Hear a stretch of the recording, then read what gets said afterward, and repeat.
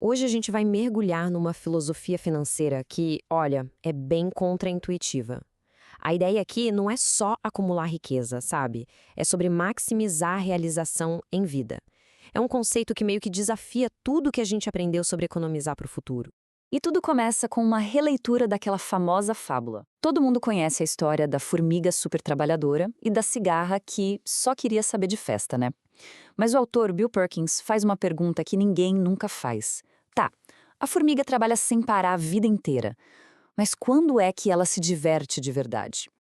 Ok, vamos entender isso melhor. Primeiro, a gente vai ver qual é o dilema do poupador. Depois, vamos explorar essa meta radical de morrer com zero e o conceito superpoderoso do dividendo de memórias.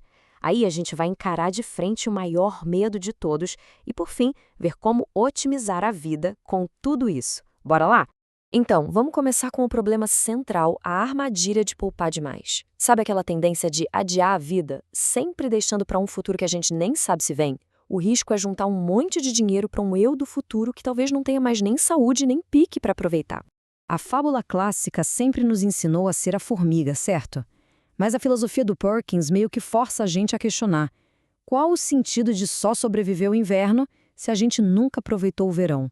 A cigarra pelo menos viveu intensamente, mesmo que por pouco tempo. A formiga, no fim das contas, só sobreviveu.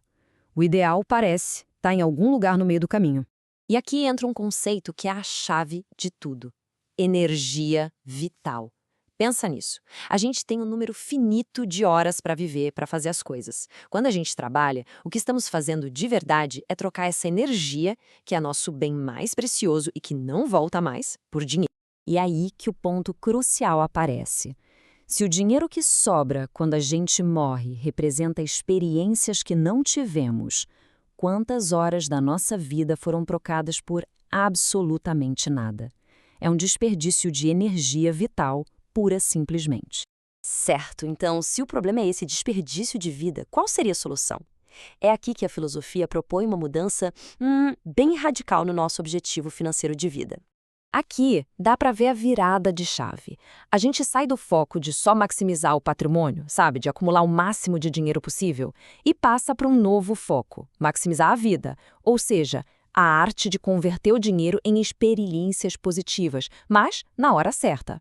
Em outras palavras, a verdadeira medida de uma vida bem vivida não é o extrato bancário, de jeito nenhum. É a soma de todas as nossas experiências. O objetivo, então, passa a ser fazer essa soma ser a mais rica e gratificante possível. A história de Erin e John, que eram amigos do autor, meio que colocam um senso de urgência nisso tudo. O John, com 35 anos, super saudável, foi diagnosticado com um câncer raríssimo e agressivo. Ele tinha só 3 meses de vida. A esposa dele, na hora, largou o emprego para que eles pudessem aproveitar ao máximo cada segundo que restava. É um lembrete bem forte de que o depois não é uma certeza para ninguém. Agora, vamos entrar em um dos conceitos mais poderosos dessa filosofia. É uma forma totalmente nova de pensar sobre o retorno que a gente tem ao investir em experiências. É o tal do dividendo de memórias. Pensa bem, diferente de um carro ou um celular que perdem valor, as experiências geram um retorno que dura para sempre. É o prazer que a gente tem só de lembrar de momentos que vivemos. E esse valor, na verdade, pode até aumentar com o tempo. E esse gráfico aqui mostra o poder disso de um jeito bem claro. A barra da esquerda é a alegria do momento em si, da experiência. Mas olha só a da direita, o dividendo de memórias. Com o passar do tempo, o valor que a gente tira de relembrar e contar essas histórias pode ser muito, mas muito maior que a alegria do momento inicial. O tempo, nesse caso, é o grande multiplicador. Essa linha do tempo mostra que o retorno de uma mesma experiência cai drasticamente com a idade. O mochilão aos 25 anos não é só uma viagem, é um investimento que vai pagar dividendos de memória por mais de 50 anos. O Perkins até contou a história de um amigo, o Jason, que chegou a pegar dinheiro com um agiota para fazer um mochilão pela Europa quando tinha 20 e poucos anos. Anos depois, o Jason disse que não trocaria aquelas memórias por dinheiro nenhum no mundo. O investimento, por mais louco que tenha parecido na época, valeu cada centavo. Certo, a ideia é ótima, mas e o maior obstáculo? Aquela pergunta que trava a maioria das pessoas, que nem deixa elas considerarem essa ideia. Vamos encarar a objeção mais comum dessa filosofia. O medo número 1. E se eu ficar sem dinheiro? É uma preocupação super válida, claro. É o principal motivo pelo qual as pessoas acabam juntando muito mais do que realmente precisam: o medo de viver mais tempo do que as economias. Só que os dados mostram uma coisa bem irônica. Um estudo descobriu que 1/3 dos aposentados, na verdade, aumentam o patrimônio depois de parar de trabalhar. Ou seja, o medo de ficar sem dinheiro leva ao problema oposto: morrer com dinheiro de sobra, mas com falta de vida. O problema real muitas vezes não é gastar demais, é viver de menos. A verdade é que os nossos gastos diminuem naturalmente conforme a gente envelhece. A gente passa pelos anos a todo vapor, depois os de desaceleração e, por fim, os de restrição.